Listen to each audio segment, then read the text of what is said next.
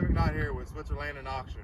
I'd like to show you a 2009 Circle W gooseneck trailer. It's 42 foot long and 8 foot wide. The owner has completely redone it and has not cut any corners. I'll show you the inside when we get down here, but it has the big angle iron on it. I believe these are 15,000 pound axles. They could be 12 though. I'm not certain on that one. It has 4 compartments. They put the 2x6 true pine wood in there, so it's heavy duty. And they did not cut any corners on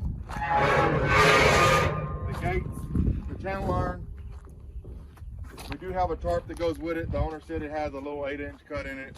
It's been in the barn though. But as far as everything else, working condition.